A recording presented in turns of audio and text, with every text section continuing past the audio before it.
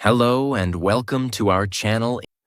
Today we are going to enter one of the strangest and most mysterious true stories in modern history. It is the story of a man who walked into an airport like an ordinary passenger, entered a plane, demanded $200,000, and then disappeared into the dark sky. No one knows his real name. No one knows exactly where he landed. No one knows whether he survived. And even after many years of investigation, the mystery is still not completely solved. This man became famous as D.B. Cooper. But the strange thing is that he never called himself D.B. Cooper. The name he used was Dan Cooper. So how did this unknown man become one of the most famous criminals in history? How did he hijack a passenger plane without hurting anyone? And how did he vanish with a bag full of money? Today, we will explore the complete mystery of D.B. Cooper in 4 parts. The story begins on a cold afternoon in November 1971. Before we begin, remember that this is a real story, not a fake one. The D.B. Cooper hijacking really happened in 1971. But the mystery is still unsolved. By listening carefully, you can improve your English vocabulary, listening, and understanding. So, watch until the end, like this video, and subscribe to our channel. Part 1. The Mysterious Passenger. It was November 24th, 1971. The next day was Thanksgiving, an important holiday in the United States. Airports were busy. Many people were traveling home to meet their families. Parents were carrying bags. Children were walking beside them. Passengers were thinking about food, celebrations, and the people waiting for them. At Portland International Airport in Oregon, one man walked quietly towards the ticket counter. There was nothing unusual about him. He was wearing a dark business suit, a white shirt, and a thin black tie. He carried a small briefcase. He looked like a businessman traveling for work. He did not look nervous. He did not look dangerous. He calmly asked for a one-way ticket to Seattle. The flight was short. It normally took less than 1 hour. The man paid for the ticket in cash. When the airline employee asked for his name, he answered calmly. Dan Cooper. That was the name written on his ticket. The flight was Northwest Orient Airlines Flight 305. The aircraft was a Boeing 727. At that time, it was an ordinary passenger plane, but it had one special feature. At the back of the plane, there was a set of stairs under the tail. These stairs could be lowered from inside the aircraft. Later, those stairs would become one of the most important parts of the mystery. Dan Cooper entered the plane and walked towards the back. He selected a seat near the rear of the passenger cabin. Around him, people placed their bags above their seats. Some passengers opened newspapers. Some looked through the windows. Others spoke quietly with family members or friends. Nobody paid much attention to the man in the dark suit. To everyone around him, he was only another passenger. That was exactly what he wanted. He sat quietly and ordered a drink. Bourbon and soda. He spoke politely. His voice was calm. His movements were controlled. He did not look like a man who was preparing to take control of an airplane. A young flight attendant named Florence Schaffner was working on the flight. Shortly after takeoff, Cooper called her towards his seat. When she came near him, he handed her a small note. At first, Florence did not read it. She thought it might be a telephone number. Sometimes passengers tried to give personal notes to flight attendants, so she placed it inside her pocket. Cooper watched her. Then he leaned slightly closer and spoke in a quiet voice. "Miss, you'd better look at that note." Florence looked at him. Then Cooper added a few words that changed everything. "I have a bomb." Florence immediately opened the note. The message said that Cooper had a bomb and that she should sit beside him. She obeyed. She sat down next to the mysterious passenger. Cooper slowly opened his briefcase. Inside, Florence saw wires and several red objects that looked like sticks of dynamite. She could not know whether the bomb was real, but she could not take the risk. There were many innocent people on the plane. One wrong action could place every life in danger. Cooper closed the briefcase. Then, still speaking calmly, he explained what he wanted. He demanded $200,000 in $20 bills. He demanded 4 parachutes. And he wanted a fuel truck ready when the plane arrived in Seattle. Florence listened carefully. Then she carried his message to the cockpit.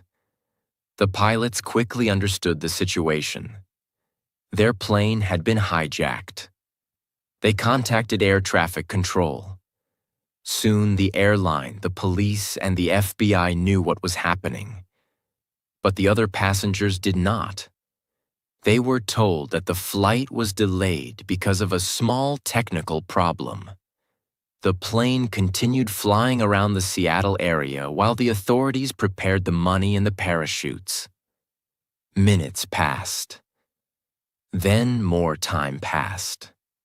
The passengers became confused.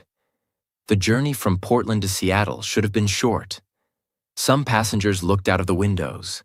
Others asked the flight attendants why the plane had not landed. The crew tried to keep everyone calm. Meanwhile, Cooper remained in his seat. He did not shout. He did not threaten the passengers. He did not move around the cabin in panic. He simply waited. This calm behavior made him even more frightening. He seemed to have planned everything. He knew exactly what he wanted. And he appeared confident that the authorities would follow his instructions. There was also a clever reason why Cooper requested 4 parachutes. If he had asked for only 1, the police might have secretly given him a damaged parachute. But by asking for 4, Cooper created uncertainty. The authorities could not know whether he planned to force a flight attendant or another crew member to jump with him. They could not risk giving him a parachute that might kill an innocent person. After several tense hours, the ransom money was finally prepared. There were 10,000 $20 bills. The total amount was $200,000. 4 parachutes were also collected. The plane was allowed to land at Seattle-Tacoma International Airport. By that time, it was dark. Rain covered the airport. Heavy clouds filled the sky. The aircraft stopped in a distant area away from the main terminal. Cooper ordered the window shades to remain closed. He did not want the passengers or crew to see police officers moving outside. A vehicle approached the aircraft carrying the money and the parachutes. The items were brought inside. Cooper checked them carefully. He looked at the parachutes. He examined the money. Everything he had demanded was now in front of him. Then he kept his promise. He allowed the passengers to leave. One by one, they walked out of the aircraft and reached safety. Most of them had entered the plane believing it would be a normal flight. Only now did they understand that they had been sitting only a short distance away from a hijacker with a possible bomb. But the story was not over. Cooper kept several crew members on the plane. He ordered the pilots to prepare for another flight. This time, they would travel south towards Mexico City. He gave them very unusual instructions. The plane had to fly slowly. It had to remain at a low altitude. The landing gear had to stay down. The cabin could not be fully pressurized, and the rear stairs had to remain lowered. The pilots explained that the aircraft would not have enough fuel to reach Mexico City without stopping. They would need to land in Reno, Nevada to refuel. Cooper agreed. Outside the plane, police officers and FBI agents watched from a distance. They knew the hijacker was still inside. They knew he had the ransom money. They knew he had parachutes. But they did not know what he planned to do. Was he going to escape after landing somewhere? Was another person waiting for him? Or was he really planning to jump from the aircraft? The plane moved slowly towards the runway. Its engines became louder. Then the aircraft began to move faster. A few moments later, Flight 305 rose into the dark and rainy sky. There were no ordinary passengers on board now. Only the crew, the mysterious hijacker, the ransom money, the parachutes, and the possible bomb remained. As the plane flew south, Cooper moved toward the rear of the cabin. He began preparing the money. He examined the parachutes. Outside, the night was cold, dark, and dangerous. Below the aircraft were forests, rivers, and mountains. The crew had no idea what Cooper was about to do. But somewhere above the wilderness, the mysterious passenger was preparing to open the rear stairs and step into the darkness. Part 2. The Jump into Darkness. The plane continued flying south through the dark and rainy sky. Inside the cockpit, the pilots followed Cooper's instructions. They kept the aircraft low and slow. Cooper stayed near the back of the plane with the money and the parachutes. Only one flight attendant, Tina Mucklow, remained close to him. Cooper began preparing for his escape. He opened the bag containing the ransom money and tried to attach it securely to his body. He knew that jumping with a heavy bag would be difficult. If the money was not tied properly, he could lose everything in the air. He also examined the parachutes. One of them was a training parachute that could not be used for a real jump. But Cooper did not choose that one. He selected a working parachute and began putting it on. Then he did something strange. He cut some cords from another parachute. Investigators later believed that he may have used those cords to tie the money bag around his body. Tina watched him carefully. She tried to understand who this man was. Was he a trained skydiver? Was he a soldier? Had he worked with aircraft before? He seemed to understand some things about the plane, but he also made choices that appeared dangerous. Outside, the weather was becoming worse. The night was cold. Strong wind moved around the aircraft. Heavy clouds covered the sky.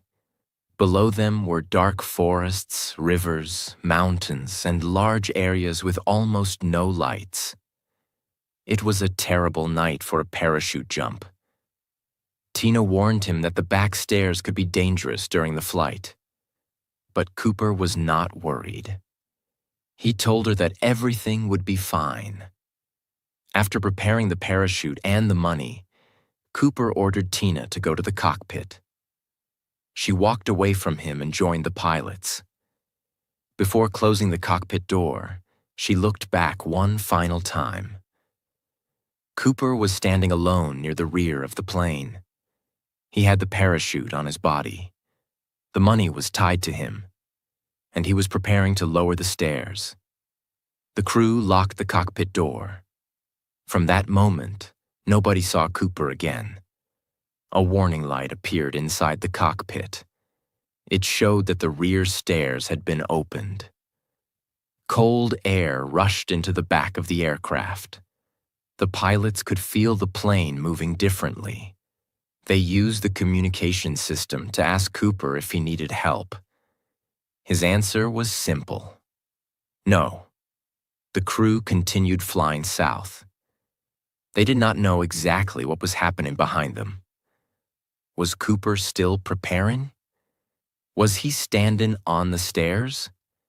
Had he already jumped? A few minutes later, the pilots felt a sudden movement. The back of the aircraft lifted and then dropped slightly, as if a heavy weight had suddenly left the plane.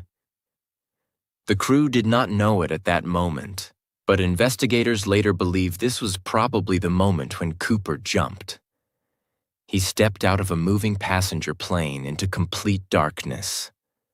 There was no clear ground below him. There were no city lights to guide him. The wind was powerful. Rain hit his face. The parachute and the bag of money pulled heavily against his body. One small mistake could kill him. He could hit a tree. He could land in a river. He could fall onto rocks. His parachute might fail to open. The money could break free and disappear into the forest. But Cooper still jumped. The plane continued towards Reno, Nevada. The pilots did not turn around to search for him. They had to keep flying because they were not sure whether Cooper was still inside. They also did not know if the bomb was real. When the aircraft finally landed in Reno, police officers, FBI agents, and emergency workers surrounded it. They approached very carefully. Nobody knew what they would find inside. Was Cooper hiding in the cabin? Was the bomb still on the plane? Was he waiting to attack anyone who entered? Armed officers climbed into the aircraft. They searched every seat. They looked inside the bathroom. They checked the luggage areas. They examined the back of the plane. But Cooper was gone. The ransom money was gone. One parachute was missing. His black tie was left behind on a seat. A few other small items remained inside the aircraft, but there was no clear answer about his identity. The bomb was also gone. The crew members were safe. The plane had not been damaged seriously. But the hijacker had disappeared somewhere over the wilderness. The FBI immediately began one of the largest searches in American history. They tried to calculate the possible place where Cooper had jumped. They studied the aircraft's speed, direction, height, wind, and the exact moment when the pilots felt the sudden movement. But finding the correct location was extremely difficult. The plane had traveled many miles through bad weather. Even a small mistake in the calculations could change the search area completely. Police officers searched forests and roads. Helicopters flew over mountains and rivers. Agents spoke with people living in small towns. They asked residents whether they had seen a strange man, a parachute, a bag, or anything falling from the sky. Nothing was found. There was no body. There was no parachute. There were no clear footprints. There was no bag filled with money. It was as if Cooper had vanished in the air. The authorities faced an important question. Could he really have survived? Some investigators believed the jump was almost impossible. Cooper was wearing a business suit and ordinary shoes. He did not have proper clothing for the cold weather or the rough forest. The parachute he selected could not be controlled easily. This meant that the wind would decide where he landed. He jumped at night without clearly knowing what was below him. The area was filled with tall trees, deep water, and difficult land. These facts made many people believe that Cooper died during the jump or shortly after landing. Maybe his body was hidden deep inside the forest. Maybe he fell into a river. Maybe the money was carried away by water. But other people believed he survived. Perhaps he knew the area. Perhaps he had planned a secret escape route. Maybe someone was waiting for him on the ground. Maybe his ordinary clothes were part of the plan, making him look like a normal man after he landed. If he survived, he had completed an unbelievable escape. He had entered an airport using a false name. He had taken control of a passenger plane without hurting anyone. He had received $200,000. Then he had jumped into a stormy night and disappeared. But escaping from the plane was only the beginning. Every bill in the ransom money had been recorded.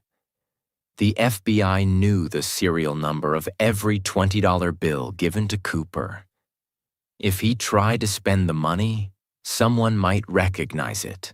Banks, businesses, and police departments were warned to watch for the bills. The FBI also studied the black tie Cooper had left behind. They searched for fingerprints inside the aircraft. They interviewed the passengers and crew again and again. Artists created pictures of Cooper's face from the witnesses' descriptions. Soon, those pictures appeared across the country. Millions of people saw the face of the mysterious hijacker. But nobody could say with certainty who he was. Then the FBI began receiving names.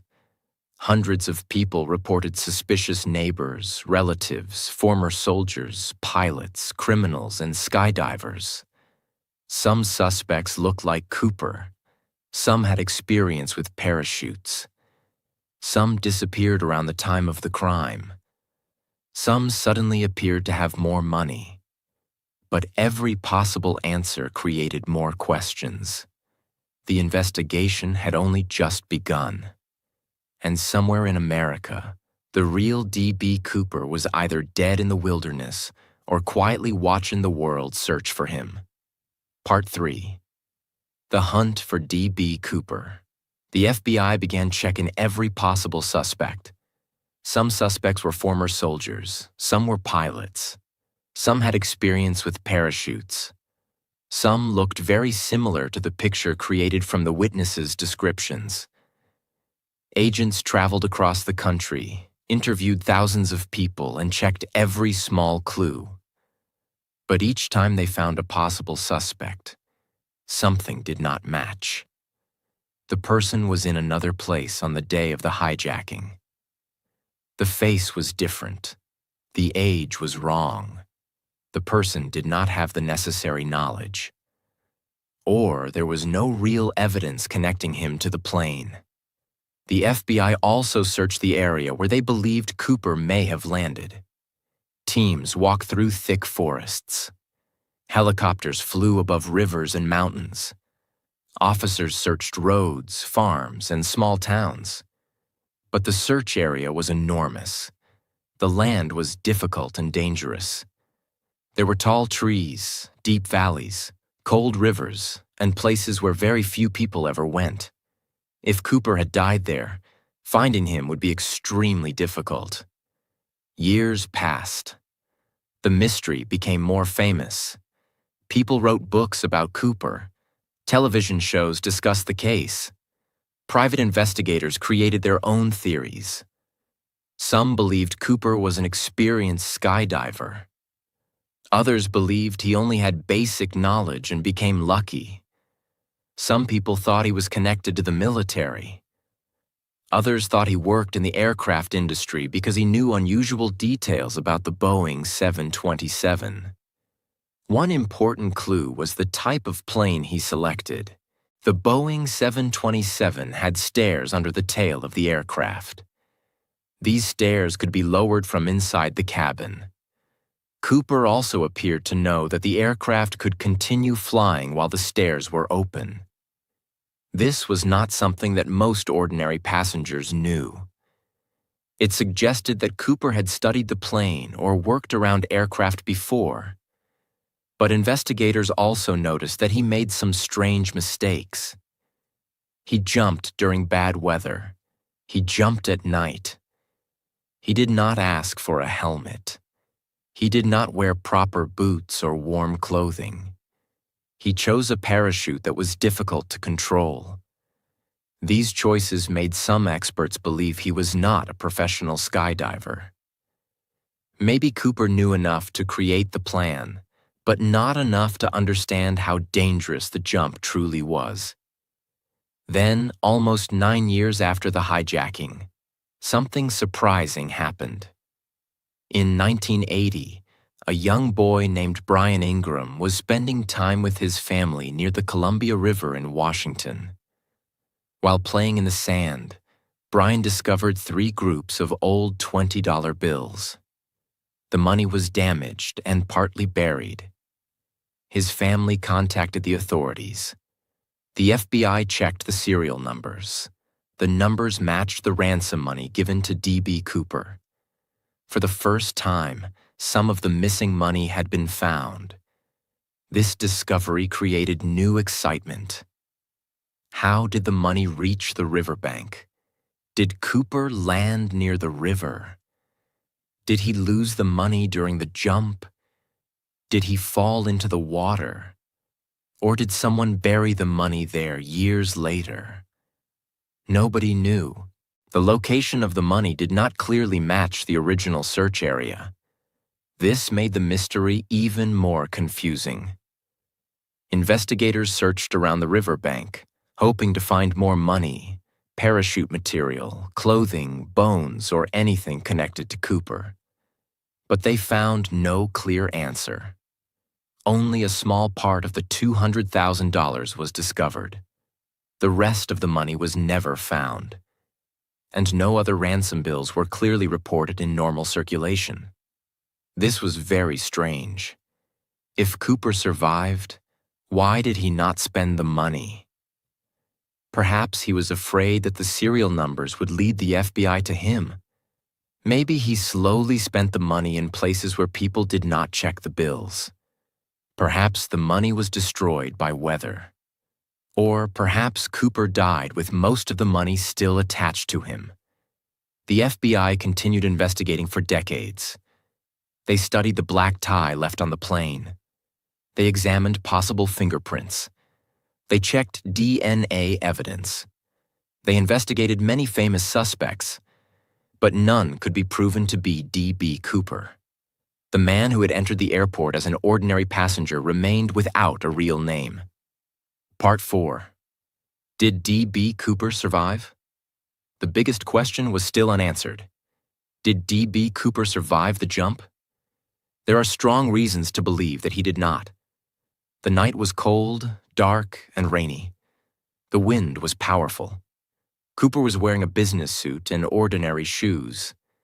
He could not control his parachute very well. He did not know exactly where the plane was when he jumped. Below him were forests, rivers, mountains, and rough land. Even an experienced skydiver could have died in those conditions. Cooper also carried a heavy bag containing $200,000. The bag could have made the jump more difficult. It might have changed the way he fell. The money could have pulled away from his body. He could have landed badly and become seriously injured. If Cooper died in a remote area, nature may have hidden the evidence. His parachute could have become trapped in trees. His body could have fallen into water. Animals, weather, and time could have destroyed many clues. But there are also reasons to believe that he survived. Cooper appeared calm throughout the hijacking. He carefully planned many parts of the crime. He selected a plane with rear stairs. He requested several parachutes. He knew how he wanted the aircraft to fly. He waited until the passengers were safe before beginning his escape. He may have chosen the dark and bad weather because it made it more difficult for police to follow him. Perhaps he knew exactly what he was doing. Maybe he landed safely, removed the parachute, hid the money, and walked away before the search began. He may have changed his appearance, returned to his normal life, and never told anyone the truth. Over the years, Many people claim that their father, husband, brother, friend, or neighbor was D.B. Cooper. Some people told stories before they died. Some suspects looked similar to the famous picture. Others had military or parachuting experience. But a good story is not the same as proof. The FBI needed fingerprints, DNA, the parachute, the ransom money, or another strong piece of evidence. None of the suspects provided a complete answer. In 2016, after investigating the case for around 45 years, the FBI stopped actively working on it. The agency decided to use its resources for cases with more immediate needs. But the case was not completely forgotten. The FBI said that it would examine important new evidence if something meaningful appeared. Today, the mystery remains unsolved.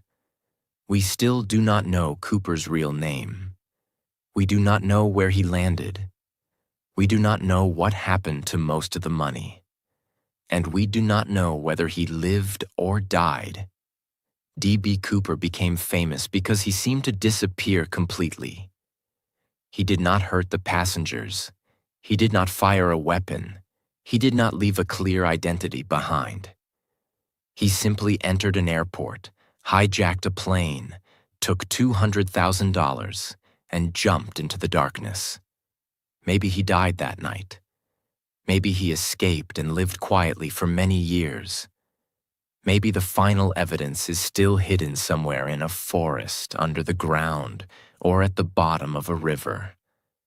And perhaps one day someone will discover the parachute, the missing money, or a secret document that finally reveals the truth. Until then, the man called D.B. Cooper will remain one of the greatest unsolved mysteries in modern history. His plane landed safely. The passengers returned home. The investigation continued for decades. But D.B. Cooper never returned. He disappeared into the stormy night and became a mystery that the world still cannot solve. And this is where the mystery of D.B. Cooper ends, but the questions still remain. Who was he? Was Dan Cooper his real name? Did he survive that dangerous jump? Did he escape with the money and live a normal life? Or did he disappear forever somewhere in the dark forests below? The plane landed safely. The passengers returned home. The FBI searched for many years. Thousands of people were questioned. Many suspects were investigated. But no one could prove the true identity of D.B. Cooper. Only a small amount of the ransom money was ever found. The parachute was never discovered. His body was never found. And most of the money completely disappeared. Maybe D.B. Cooper was a highly trained man who planned everything carefully. Maybe he was simply lucky. Or maybe his plan failed on the same night he jumped from the plane. We may never know the complete truth. But that is exactly why this story is still remembered. It is not only a story about a hijacking. It is a story about an unknown man who entered history for only a few hours and then vanished without leaving a clear answer behind. And that is why the mystery of D.B. Cooper still feels alive. This was not just a story about a plane. This was not just a story about money. This was not just a story about one man escaping. This was a mystery that began like a normal day and ended like a legend. One man walked into an airport. He did not look dangerous. He did not look afraid. He did not look confused. He looked calm. He looked ordinary. He looked like a businessman who was simply going from one city to another. People passed him. Workers saw him. Passengers walked near him. But nobody knew what was inside his mind. Nobody knew what was inside his briefcase. Nobody knew that this quiet man was about to become one of the most mysterious figures in American history. He bought a ticket. He used the name Dan Cooper. He boarded the plane. He sat near the back. He ordered a drink. He smoked a cigarette. Everything looked normal. And that is what makes this story so strange. Sometimes history does not begin with a loud sound. Sometimes history begins quietly, with one man, one seat, one briefcase, and one secret plan. Then he gave a note to the flight attendant. At first it looked like a simple note, maybe just a message, maybe something ordinary. But when the note was read, everything changed. He said he had a bomb. He showed wires inside his briefcase. He demanded $200,000. He demanded 4 parachutes. He wanted the plane to land in Seattle, and he wanted his demands to be completed. From that moment, a normal flight became a hijacking. But Cooper did not behave like a wild criminal. He did not shout. He did not run. He did not lose control. He stayed calm. That calmness made him even more mysterious. He was sitting there quietly while police, airline workers, pilots, and officials were trying to understand what to do. Inside the plane, the passengers did not fully know what was happening. They were told there was a delay. They were told there was a small problem. But the real problem was sitting near the back of the plane. A man with a briefcase. A man with a plan. A man who was controlling the situation without making noise. Then the plane landed. The money was given. The parachutes were given. And Cooper released the passengers. This is another reason the story became famous. He did not harm the passengers. He let them go. But the danger was still real. The crime was still serious. The fear was still there. Then the plane took off again. Only a few crew members stayed on board. The night was dark. The weather was cold. The plane was flying through a dangerous sky. Below the plane, there were forests, rivers, mountains, and empty land. It was not an easy place to jump. It was not a safe place to land. It was not a simple escape. But D.B. Cooper had already decided. Somewhere in that dark sky, he moved toward the back of the plane. The Boeing 727 had rear stairs. Those stairs could open from the back, and this detail became one of the most important parts of the mystery. Cooper opened the stairs. Cold air rushed inside. The plane was moving. The night was waiting. And then, with a parachute and a bag of money, he jumped. Just imagine that moment. A man standing at the back of a plane. Behind him, a crime. Below him, darkness. In his hand, money. On his back, a parachute. In front of him, the unknown. Then he stepped out. He disappeared into the night. And after that, history lost him.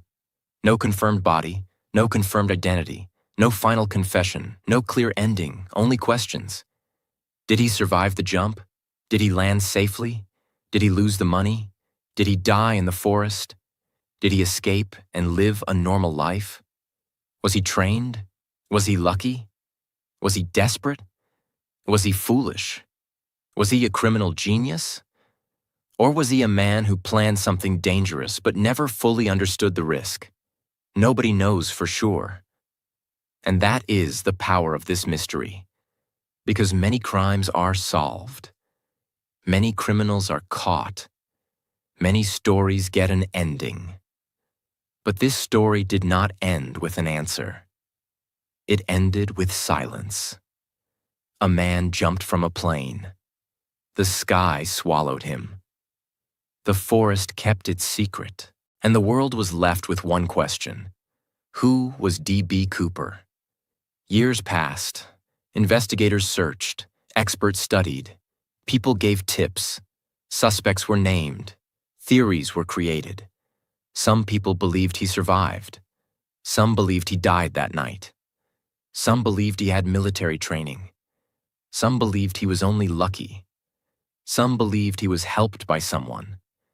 Some believed he planned everything perfectly. But every theory had a problem. Every answer had a missing piece. Every suspect had a question mark. And the mystery refused to die.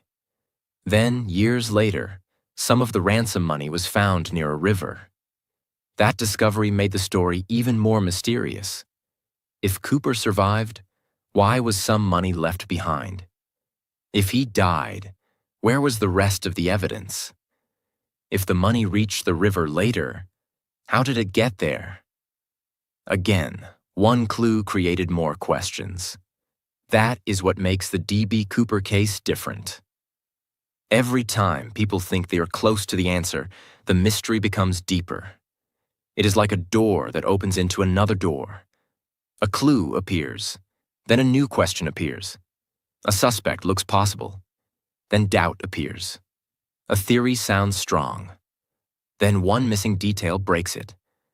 And so D.B. Cooper remains a mystery. But we must remember something very important. This story is not about praising crime. Hijacking is wrong. It is dangerous. It can put innocent people in fear. It can destroy lives. It can create panic and trauma. No mystery should make us forget that. D.B. Cooper may sound like a legend today, but the event itself was serious and dangerous. Real people were on that plane. Real fear was involved. Real laws were broken. So this story should not inspire crime. It should inspire curiosity. It should make us think about investigation, history, human behavior, planning, risk, and the strange power of unanswered questions. Because D.B. Cooper became famous not only because of what he did, he became famous because of what nobody could prove after that. Nobody could prove who he really was. Nobody could prove exactly where he landed. Nobody could prove whether he lived or died. Nobody could close the story with full confidence. And when a story has no final answer, people keep coming back to it. They read it again. They study it again. They discuss it again. They ask the same question again. Who was he? What happened to him? How can a man jump from a plane and disappear? Maybe that is why this mystery still feels powerful. Because human beings do not like unfinished stories. We want answers. We want endings. We want truth. We want the final piece. But D.B. Cooper gave the world a story without a final page. He entered history quietly. He escaped dramatically. And then he disappeared completely. No goodbye, no explanation, no final message. Only a name, only a jump, only a mystery. And maybe that is why people still remember him. Not because he was the strongest criminal, not because he was the richest robber, not because he was the most dangerous man, but because he became a question that nobody could answer. A man vanished from the sky, but his mystery stayed on the ground. It stayed in books. It stayed in documentaries. It stayed in investigations. It stayed in conversations. It stayed in the minds of people who love unsolved stories. And even today, after so many years, the name D.B. Cooper still sounds mysterious. Maybe one day someone will find the final truth. Maybe a hidden record will appear. Maybe a family secret will come out. Maybe old evidence will finally speak. Maybe science will answer what people could not answer before. Or maybe this mystery will stay unsolved forever. Maybe the forest will keep its secret. Maybe the sky will keep its silence. Maybe D.B. Cooper will remain exactly what he became that night. A shadow in history. A man without a confirmed ending. A mystery without a final answer. And that is the strange beauty of this story. Most people disappear from history because nobody remembers them. But D.B. Cooper disappeared, and because of that, everybody remembered him. He vanished from the world. But the question never vanished. Who was D.B. Cooper? Did he survive? Did he die? Did he walk away into a new life? Or did the dark forest take him forever? We may never know. But one thing is clear. Some mysteries are solved by evidence. Some mysteries are solved by time. And some mysteries become legends because the answer never comes. D.B. Cooper jumped from the plane, but the mystery never landed. Now the final question is for you. Do you think D.B. Cooper survived? Or do you believe he died during the jump? Share your theory in the comments. This video was created for education, English listening practice, and historical storytelling. It does not support or encourage crime or dangerous actions. So keep learning, keep questioning, keep practicing English. And if you enjoyed this real mystery, subscribe to the channel for more interesting stories explained in simple English.